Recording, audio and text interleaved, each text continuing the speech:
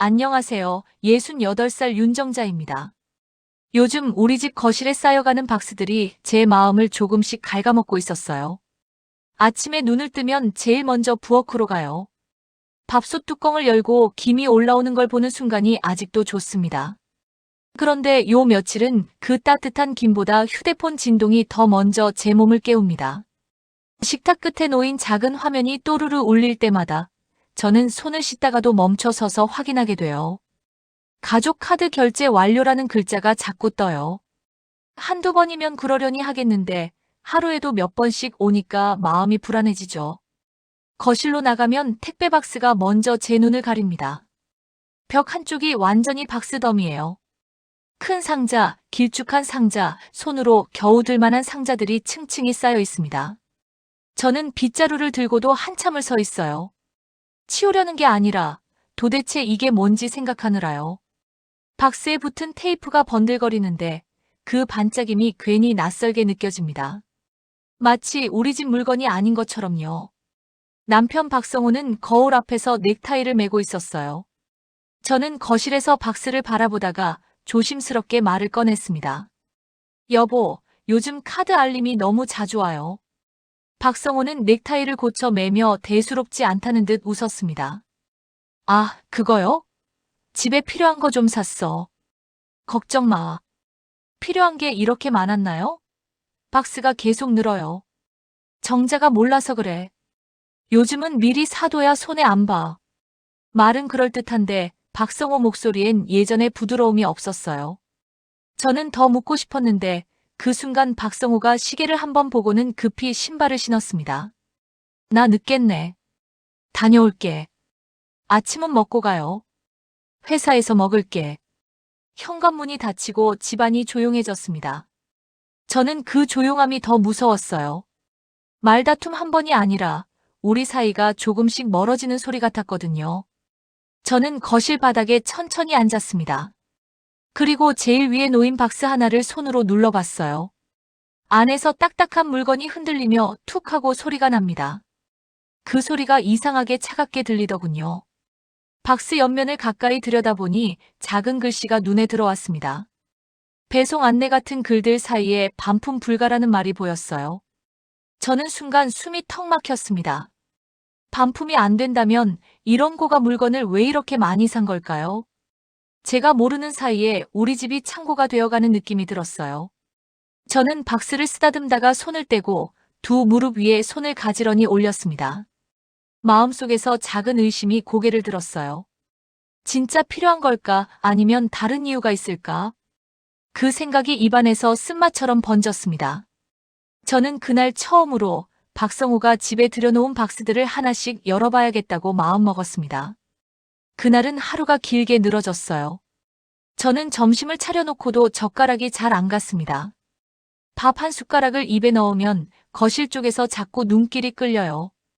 그대로 두면 안 될 것 같은데 또 괜히 건드렸다가 집안이 더 시끄러워질까 겁도 났습니다. 저는 설거지를 하고 빨래를 널면서도 계속 생각했어요. 박스가 왜 이렇게 많아졌는지, 여보가 왜 이렇게 말끝을 짧게 자르는지. 예전 같으면 정자야, 이거 내가 설명해 줄게 하고 웃었을 텐데, 요즘 여보는 제 눈을 잘 안 봅니다. 저는 그게 더 마음 아팠어요. 돈보다도 사람 마음이 멀어지는 게 먼저 느껴지니까요. 해가 기울 때쯤 저는 결국 결심했습니다. 한 개만 열어보자. 딱 한 개만. 그리고 여보가 오기 전에 다시 덮어두자. 그렇게 스스로를 달래며 거실로 갔어요. 박스 더미 앞에 쪼그려 앉았습니다. 손바닥으로 상자 면을 쓰다듬는데 먼지 냄새와 세종이 냄새가 섞여 올라왔어요. 저는 부엌에서 쓰는 작은 칼을 가져오려다 그마저도 소리가 날까봐 주저했습니다.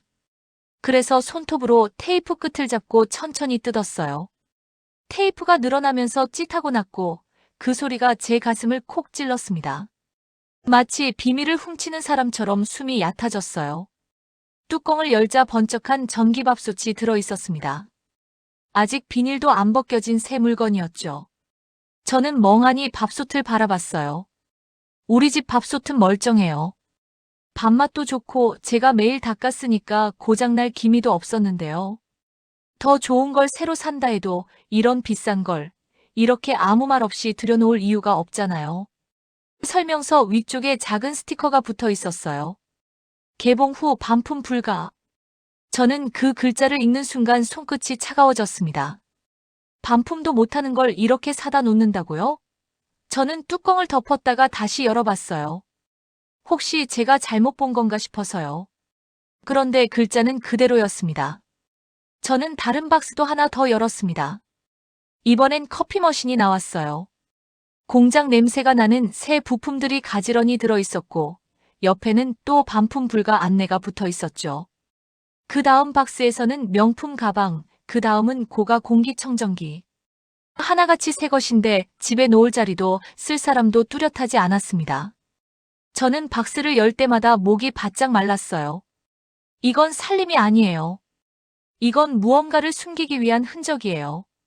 제가 스스로에게 이렇게 말하는 순간 손이 떨리기 시작했습니다. 그래서 종이와 펜을 꺼내 물건 이름을 적어 내려갔어요. 가격표는 없지만 대충 눈에 들어오는 브랜드만으로도 값이 얼마나 되는지 알 수 있었습니다. 적다 보니 종이가 금세 빽빽해졌어요. 그때 현관문 쪽에서 열쇠 소리가 났습니다. 심장이 쿵 내려앉았어요. 저는 급하게 박스 뚜껑을 덮고 테이프를 대충 눌러붙였습니다. 손이 떨려서 테이프가 비뚤어졌지만 그걸 고칠 시간도 없었어요. 여보가 들어오자마자 거실을 한번 훑어봤습니다. 저는 부엌에서 물을 따라 식탁 위에 올려두며 태연한 척했어요. 여보, 오늘도 택배가 왔더라. 여보는 외투를 벗으며 시큰둥하게 대답했습니다. 요즘 배송이 늦게 와서 한꺼번에 오나 봐. 근데 이게 다 뭔지 나도 좀 알아야 하지 않을까. 제 목소리는 최대한 부드럽게 하려 했는데 끝이 살짝 갈라졌습니다. 여보는 냉장고 문을 열며 잠깐 멈췄습니다. 그리고 물을 한 모금 마신 뒤 짧게 말했어요. 정자야, 내가 알아서 할게. 너무 신경 쓰지 마. 신경 안 쓸 수가 있나. 반품도 못하는 물건이 잔뜩이야. 그런 문구는 원래 붙어 있는 거야. 괜히 겁먹지 마. 여보는 제 눈을 피한 채 방으로 들어갔습니다. 문이 닫히는 소리가 유난히 크게 들렸어요. 저는 그대로 식탁 앞에 서서 한참을 움직이지 못했습니다. 말로는 괜찮다는데 여보의 뒷모습이 괜찮지 않다고 말하는 것 같았거든요. 그날 밤 여보가 잠든 뒤에도 저는 잠이 오지 않았습니다. 박스 안에서 봤던 번쩍이는 물건들이 머릿속에서 자꾸 떠올랐어요. 새 것인데도 쓸 곳 없는 재고들, 반품 불가라는 글자, 그리고 제 눈을 피하던 여보의 얼굴. 저는 이 집이 어쩌다 이렇게 낯설어졌는지 조용히 이불 끝을 움켜쥐었습니다. 다음에는 단순히 박스를 여는 게 아니라 이 물건들이 어디서 왔는지, 왜 왔는지까지 꼭 알아내야겠다고 마음을 굳혔어요. 밤새 잠을 설쳤어요. 새벽에 화장실을 다녀오고도 다시 누우면 박스에서 나왔던 물건들이 눈앞에 떠올라요. 번쩍이는 밥솥, 커피 머신, 가방. 전부 새 것인데도 우리 집 살림하고는 어울리지 않는 물건들이었습니다. 저는 마음을 다잡으려고 이불을 턱 밑까지 끌어올렸는데 그 순간에도 휴대폰은 조용히 식탁 위에서 잠을 자고 있더군요. 가족 카드라는 글자가 제 삶 속으로 너무 깊이 들어온 것 같아 속이 쓰렸습니다. 아침이 되자 여보는 늘 그렇듯 아무 일 없다는 얼굴로 나왔어요. 저는 밥을 퍼주며 여보의 손등을 슬쩍 봤습니다. 잔뜩 힘이 들어간 손, 굳은 살이 박힌 손. 그 손이 어쩌다 이렇게 낯선 물건들을 끌어안게 됐는지 이해가 되질 않았습니다. 여보, 오늘은 회사 몇 시쯤 끝나? 제가 아무렇지 않은 척 물었어요. 글쎄, 좀 늦을 수도 있어. 그럼 저녁은 미리 먹고 가요. 응, 알아서 할게. 여보는 짧게 대답하고는 재빨리 나갔어요. 저는 문이 닫히는 소리를 듣고 한참을 서 있었습니다. 마음이 자꾸 허전해지죠. 여보가 늦는다는 말은 요즘 더 자주 들립니다. 설명이 없는 늦음은 사람 마음을 더 불안하게 만듭니다. 저는 그날 아침 거실을 깨끗이 치우는 척하며 박스 옆에 흩어져 있던 종이들을 모았습니다. 송장들이었어요. 손가락에 침을 살짝 묻혀 종이를 넘기는데 깔끔한 글씨로 제품명과 금액이 적혀 있습니다. 저는 그 숫자들을 보는 순간 입술이 말라붙었어요. 한 장에 100만 원이 넘는 것도 있었고 몇십만 원짜리가 줄줄이 이어지더군요.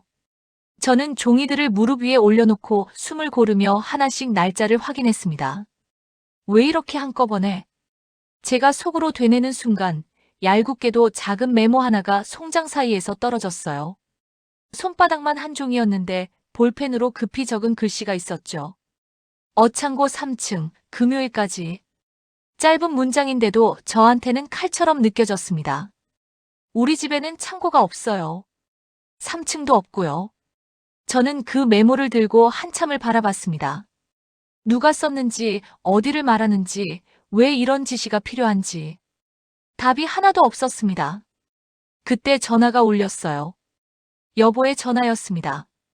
저는 순간 움찔했죠. 정자야, 나 서류 좀 찾는데 거실 서랍에 내 명함 지갑 있지? 거기 카드 영수증들 좀 정리해놨으니까 건드리지 말고. 여보 목소리는 평소보다 더 날카로웠어요. 응, 알았어. 근데 여보, 그 영수증 나도 좀 봐야 하지 않을까? 제 말이 끝나기도 전에 여보가 짧게 끊었습니다. 나중에 얘기하자. 지금 바빠. 뚝. 전화가 끊기자 저는 손에 든 메모가 더 무겁게 느껴졌어요. 여보가 건드리지 말라는 말을 이렇게 딱 잘라 한 적이 있었나요? 저는 메모를 송장 위에 다시 올려두고 거실 서랍을 조심히 열었습니다. 명함 지갑 옆에 영수증이 얇게 끼워져 있었어요. 저는 손을 떨며 하나씩 펼쳤습니다. 그 안에는 제가 모르는 가게 이름들이 가득했습니다. 프리미엄 리셀, 해외 직구 대행, 한정판 예약. 저는 낯선 단어들을 소리 없이 읽었어요. 그리고 영수증 맨 아래에 작게 적힌 결제 방식이 눈에 박혔습니다. 리볼빙, 할부 24개월. 그 순간 머리가 하얘지면서도 이상하게 모든 게 맞춰지는 느낌이 들었습니다. 물건이 많아진 이유, 반품 불가라는 글자, 여보의 불안한 눈빛. 빚이라는 단어가 제 심장 한복판에 떨어졌어요. 저는 영수증을 다시 접어 지갑에 넣으면서 손끝이 차가워지는 걸 느꼈습니다. 여보가 무언가에 쫓기듯 사들이고 있다는 생각이 들었죠. 저는 서랍을 닫고 거실에 다시 앉았습니다. 박스 더미가 더 이상 단순한 물건이 아니었어요. 우리 집의 미래를 갉아먹는 덩어리 같았습니다. 하지만 여기에는 돈 말고도 다른 냄새가 섞여 있었습니다. 누가 어창고로 옮기라고 지시한 걸까요? 여보 혼자 이런 일을 꾸밀 사람은 아니에요. 저는 메모를 손에 쥔 채 조용히 결심했습니다. 이제는 박스만 열어볼 게 아니라 여보가 누구와 이런 일을 하고 있는지까지 알아야겠다고요. 제 가족을 지키려면 제가 먼저 움직여야 했습니다. 메모 한 장이 제 손바닥에서 자꾸 미끄러졌어요. 어창고 3층, 금요일까지. 그 짧은 글씨가 제 눈앞에서 계속 서성였습니다. 저는 집안을 돌아다니며 괜히 창문도 닫고 이불도 털고 할 일을 찾아다녔어요. 가만히 있으면 마음이 더 어두워질 것 같았거든요. 그런데 아무리 몸을 움직여도 머릿속은 그 메모에서 한 발도 못 나갔습니다. 혼자 붙들고 있자니 숨이 막혔어요. 그래서 저는 시누이 박미정에게 전화를 했습니다. 미정은 저보다 10살 아래인데 말이 빠르고 눈치가 좋습니다. 무엇보다 여보랑 어릴 때부터 붙어 자란 사람이죠. 혹시라도 여보가 요즘 이상하다는 걸 미정이 알고 있을지도 모르겠다고 생각했어요. 형님, 무슨 일이에요? 목소리가 좀 떨려요. 전화기 너머로 미정이 걱정스레 묻습니다. 미정아, 너 혹시 오빠 요즘 뭐 하는지 알아? 오빠요? 그냥 회사 다니는 거 아니에요? 왜요? 저는 잠깐 입술을 깨물었어요. 어디까지 말해야 할지 망설여졌거든요. 집에 박스가 너무 많이 쌓였어. 비싼 물건들이고 반품도 안 된대. 그리고 이런 메모가 나왔어. 저는 메모 내용을 그대로 읽어줬습니다. 미정이 한동안 말이 없더군요. 숨소리만 들렸어요. 형님, 그거 혹시 재고 넘기는 일 아니에요? 재고? 요즘 그런 거 있잖아요.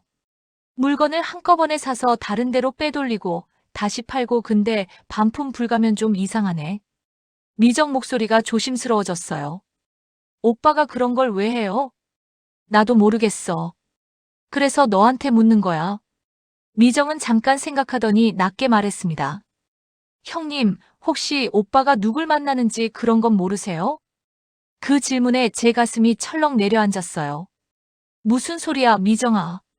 그냥 오빠가 요즘 전화를 막 피해 다닌다던가, 늦게 들어온다던가 하면요. 저는 말끝을 흐렸어요.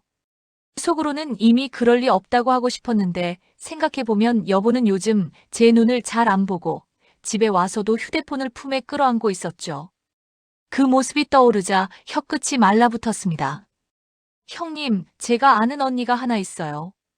예전에 물건 리셀하다가 크게 당한 적이 있거든요. 그 언니 말이 남편들이 누군가 말만 믿고 재고를 떠안는 경우가 많대요. 확실한 판로가 있다고 꼬드기면서요. 미정은 제 귀에 대고 속삭이듯 말했습니다.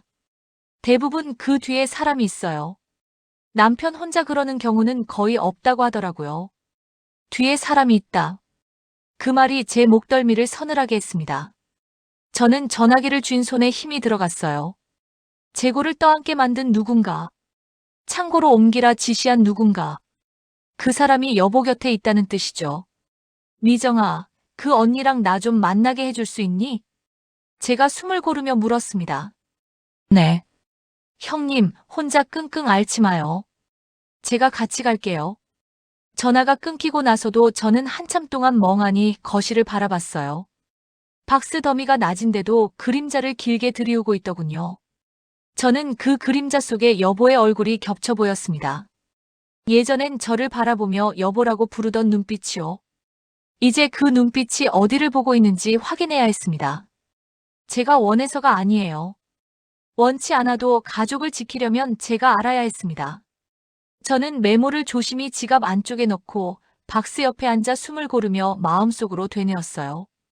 여보가 혼자 빠져든 구멍이 아니면 그 구멍을 만든 사람은 누군가다. 그 사람을 찾기 전에는 저는 절대로 박스 뚜껑을 완전히 닫을 수 없을 것 같았습니다. 며칠 뒤 저는 미정이랑 동네 카페에서 만났어요. 미정이 데려온 언니는 이선이라고 했습니다.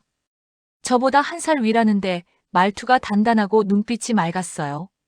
선이는 제 앞에 앉자마자 제 손을 한번 꼭 잡아주더군요. 그 따뜻한 온도에 괜히 눈물이 날 뻔했어요. 선이는 제가 가져간 송장 사진과 메모를 천천히 봤습니다. 종이를 넘기는 손이 아주 조심스러웠어요. 한참을 들여다보던 선이가 낮게 말했죠. 형님, 이건 살림살이로 보기 어려워요. 저는 입술을 깨물며 고개를 끄덕였습니다. 저도 그래요. 근데 여보가 왜 이런 걸? 대부분 시작이 비슷해요. 누가 이걸 사서 저기만 넘기면 수익 난다고 해요. 처음엔 작은 돈 벌린 것처럼 보여요. 그 맛을 보면 사람이 정신을 못 차려요. 선의 말이 끝날 때마다 제 가슴이 더 무거워졌습니다. 선이는 제 폰 화면에 찍힌 영수증을 가리켰어요. 여기 보세요. 프리미엄 리셀 한정판 예약 이런 데는요. 물건을 한꺼번에 사게 해서 반품 못하게 만들어요. 그 다음엔 창고로 빼돌리라 하고 수수료 명목으로 돈을 또 가져가요. 미정이 옆에서 숨을 삼켰습니다. 그럼 오빠가 사기당한 건가요? 선이가 고개를 천천히 저었어요. 사기일 수도 있고 더 무서운 건 사람을 믿고 들어간 거죠. 믿게 만든 사람이 있다는 뜻이에요. 저는 그 말을 듣는 순간 제 속이 서늘해졌어요. 믿게 만든 사람. 여보 곁에 믿게 만든 사람이 있는 거죠.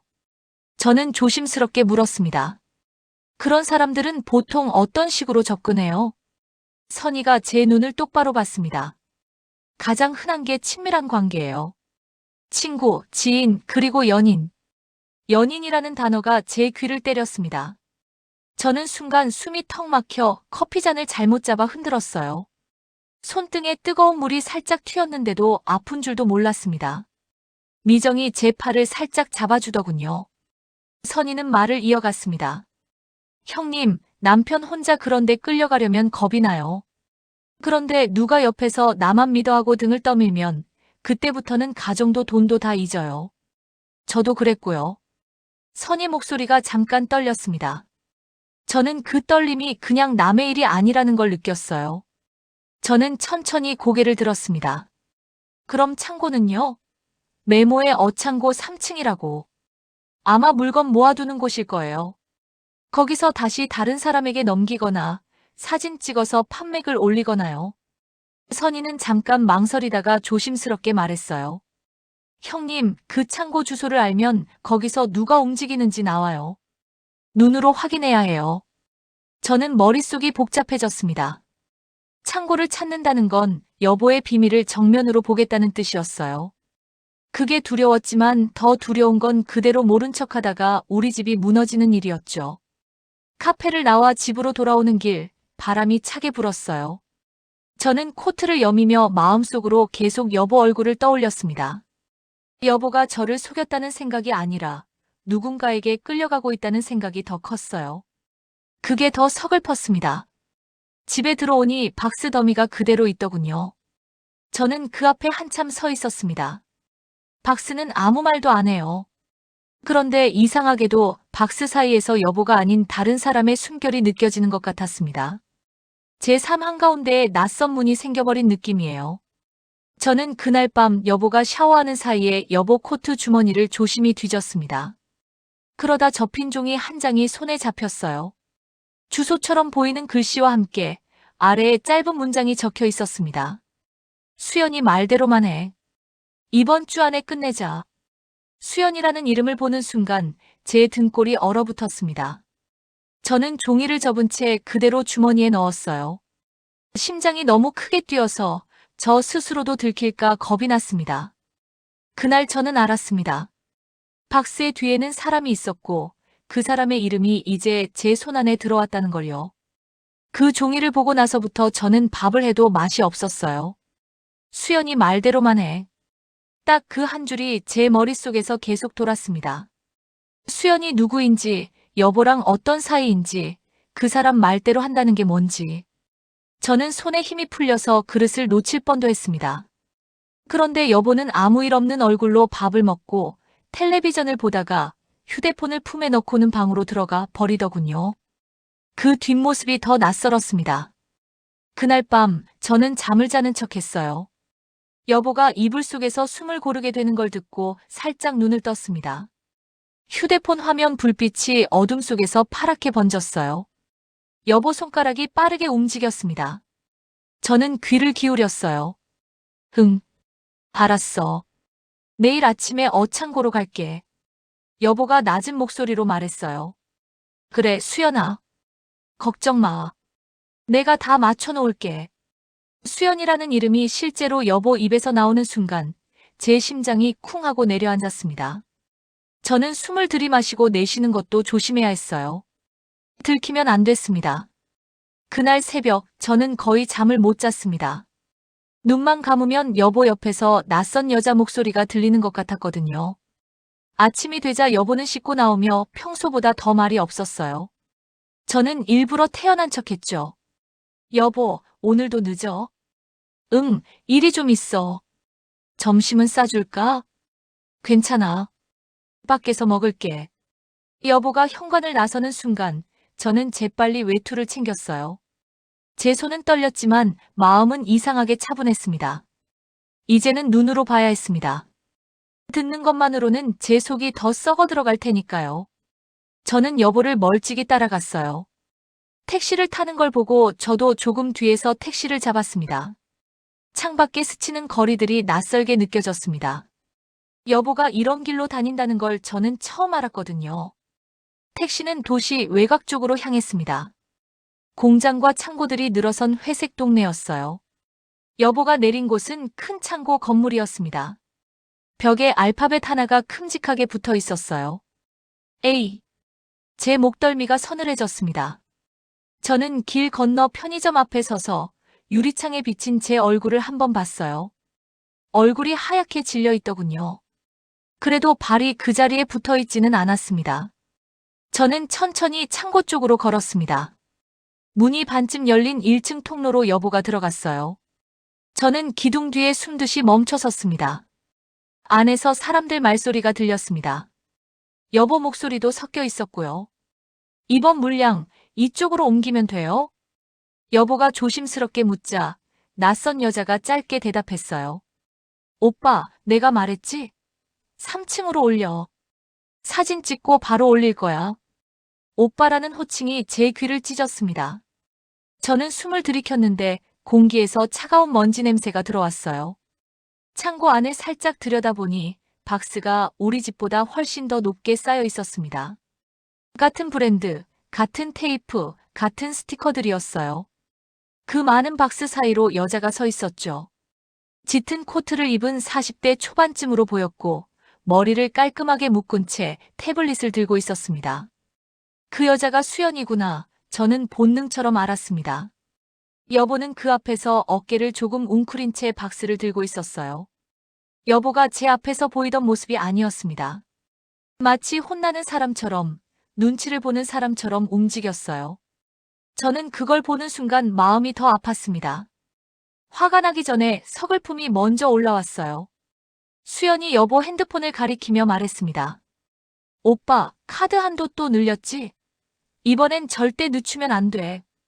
리볼빙만 잘 돌리면 돼. 알아. 근데 집에서는 뭐라 안 해? 여보가 작은 목소리로 묻자 수연이 피식 웃었어요. 집? 오빠 부인은 모르잖아. 오빠만 정신 차리면 돼. 그 순간 제 다리가 후들거렸습니다. 저는 기둥을 붙잡고 겨우 서 있었어요.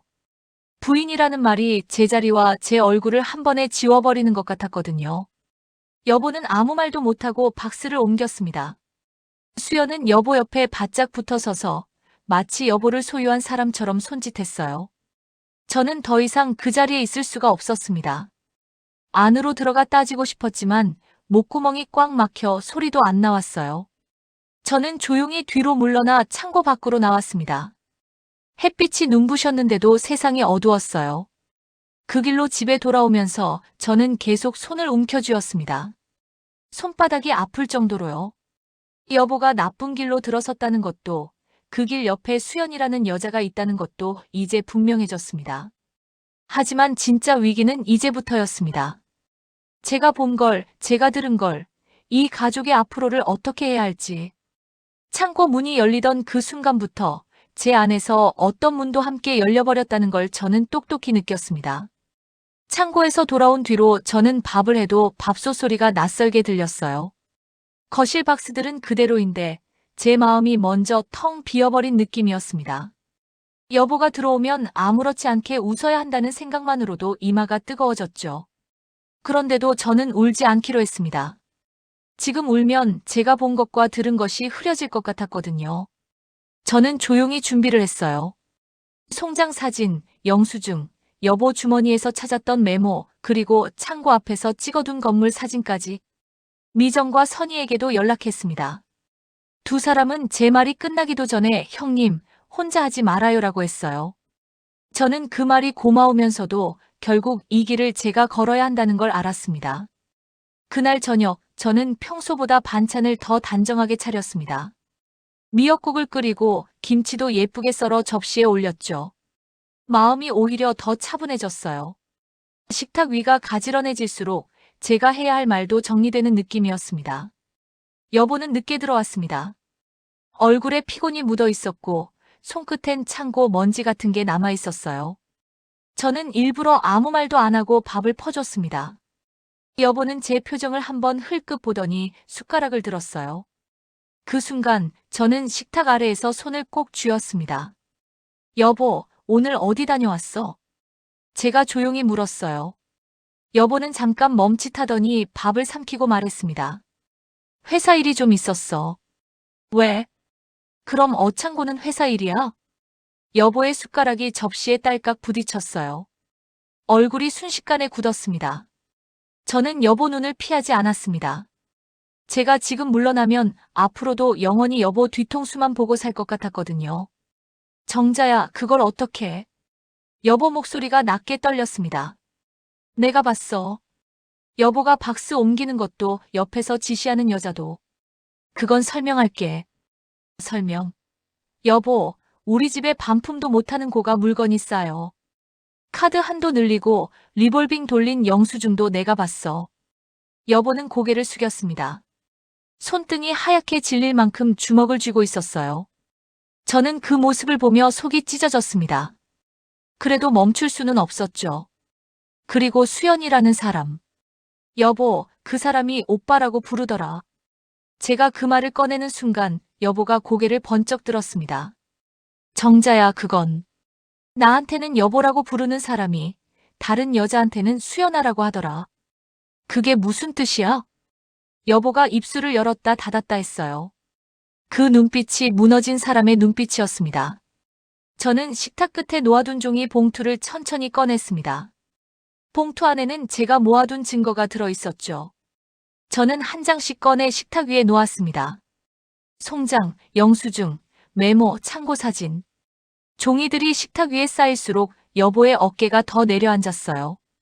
여보, 나한테 거짓말한 이유가 뭐야? 돈 때문이야? 아니면 수연 때문이야? 제 목소리가 저도 모르게 떨렸습니다. 여보는 마른 침을 삼키고 겨우 말했어요. 처음엔 돈 때문이었어. 정말이야. 수익 난다고 해서 한 번만 하면 된다고 해서. 그래서 집을 속였어. 속이려던 게 아니고 겁이 났어. 당신이 실망할까봐. 여보의 말이 이어질수록 저는 더 슬퍼졌습니다. 실망은 이미 오래전에 시작됐거든요. 저는 숨을 깊게 들이마셨습니다. 여보, 내일 수연을 여기로 불러. 여보가 놀란 얼굴로 저를 봤어요. 뭐라고? 나도 이제 직접 듣고 봐야겠어. 여보가 어디까지 끌려왔는지, 그 사람이 뭘 했는지. 여보는 입술을 떨며 고개를 저었습니다. 정자야, 그러지 마. 당신이 상처만 더 받아. 여보, 상처는 이미 받았어. 더 늦으면 우리 집이 다 무너져. 저는 자리에서 천천히 일어났습니다. 다리가 후들거렸지만 등을 곧게 폈어요. 여보가 같이 무너져버리면 이 집을 붙잡을 사람이 없으니까요. 그날 밤 여보는 거실 소파에 앉아 한참을 울었습니다. 저는 방 안에서 그 울음소리를 들었어요. 예전 같으면 달려나가 등을 두드려줬을 텐데 그날은 문고리만 잡고 서 있었습니다. 울음을 달래주고 싶으면서도 이제는 진실을 끝까지 들어야 한다는 마음이 더 컸어요. 저는 창밖을 바라보며 속으로 다짐했습니다. 내일 이 식탁에 세 사람이 앉게 될 거예요. 그 자리에서 우리 가족의 빛과 박수와 수연의 얼굴이 한꺼번에 드러나겠죠. 무섭지만 이제는 피할 수 없었습니다. 다음 날이 왔어요. 저는 새벽부터 눈이 떠졌습니다. 베란다 쪽 창문이 희미하게 밝아오는데도 마음은 밤처럼 무거웠어요. 그래도 저는 부엌에 불을 켜고 미역국을 다시 끓였습니다. 어제보다 더 담백하게 소금도 조금만 넣었죠.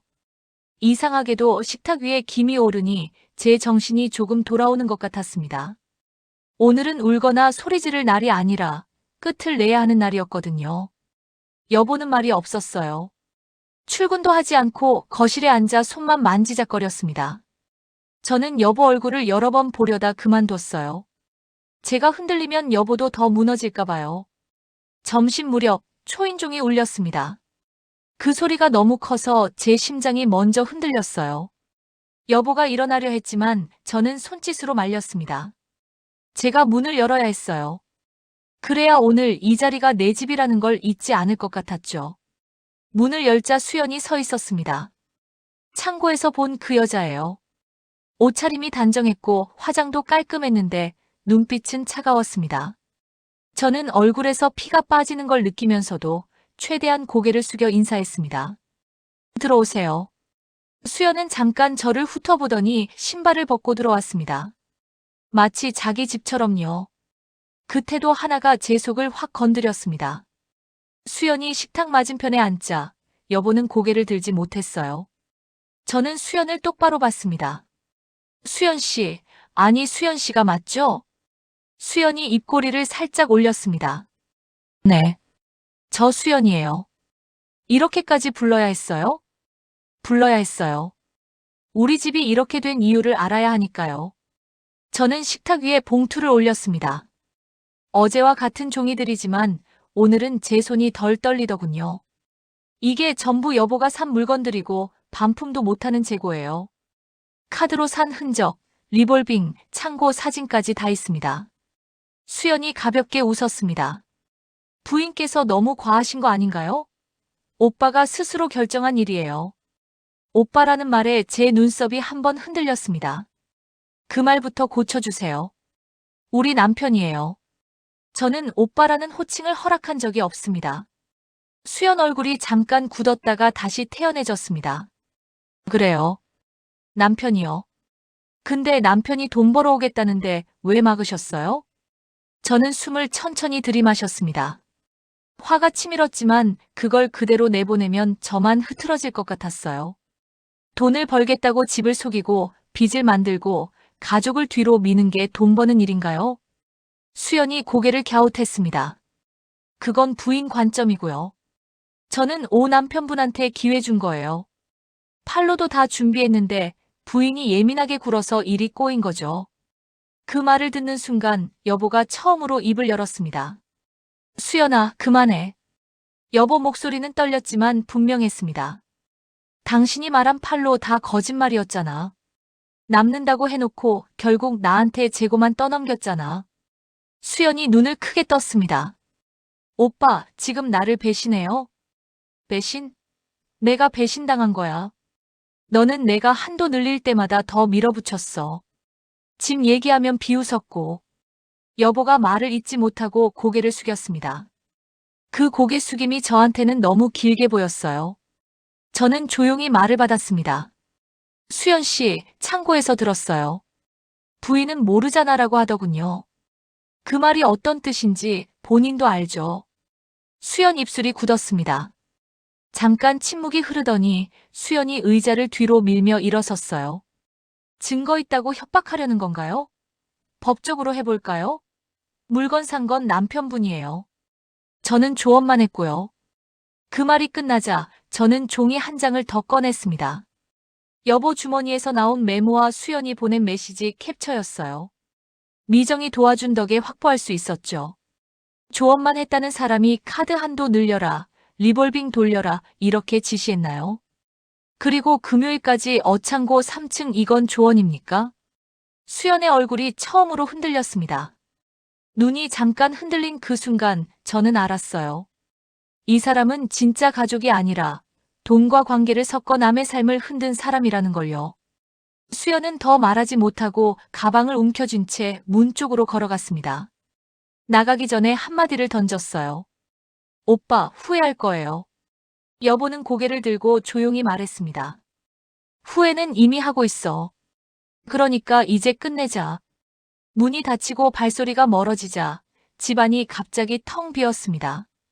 저는 식탁 가장자리를 잡고 앉아 있었어요. 손바닥이 식탁에 닿자 차가운 감촉이 전해졌습니다. 여보는 아무 말도 못하고 한참을 울었습니다. 저는 이번에는 조용히 여보 옆에 앉았어요. 등을 두드리진 않았지만 제 어깨가 그 울음 옆에 있다는 건 보여주고 싶었습니다. 정자야 미안해. 여보가 흐느끼며 말했어요.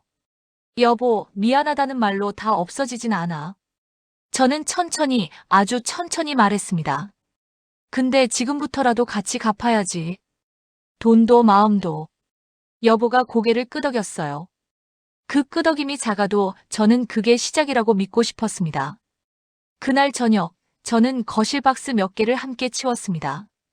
아직 남은 박스가 많아요. 빚도 한 번에 사라지지 않겠죠. 그래도 박스가 하나씩 비워질 때마다 내 마음에도 작은 숨구멍이 생기는 느낌이 들었습니다. 박스가 비워진 자리에는 먼지가 얇게 깔려 있었어요. 저는 그 먼지를 물걸레로 닦으며 속으로 말했습니다. 여보, 우리 집은 창고가 아니야. 다시 집으로 만들자.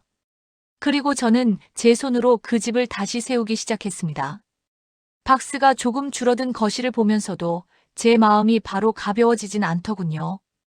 빈자리마다 먼지와 자국이 남아 있었고 그 자국이 꼭 우리 부부 사이에 남은 금처럼 보였어요.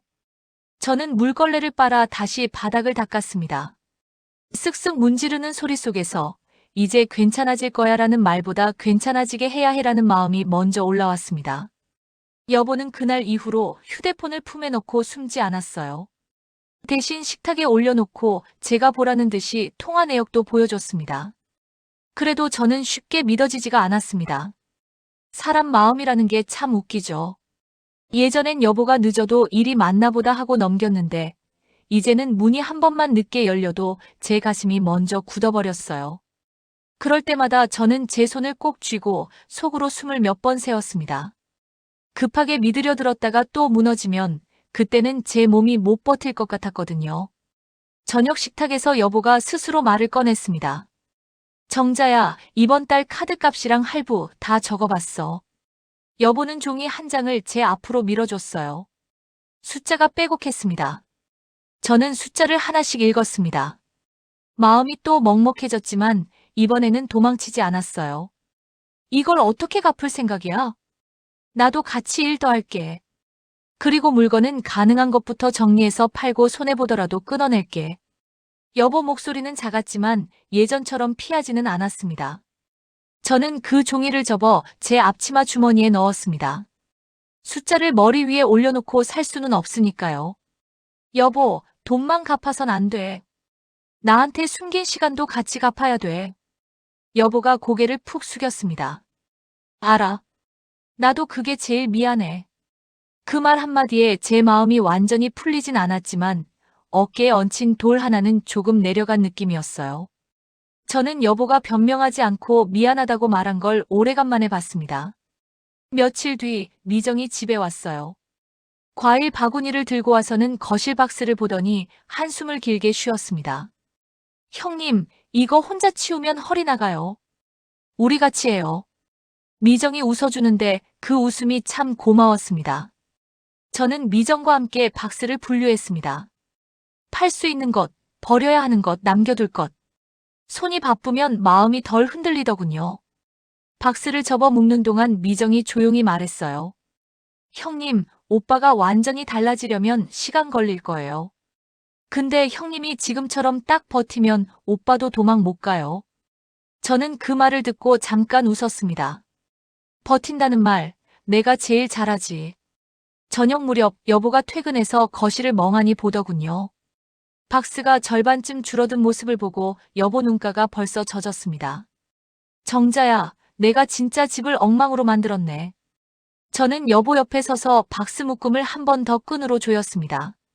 엉망을 만든 건 당신이지만 치우는 건 나 혼자 안 할 거야.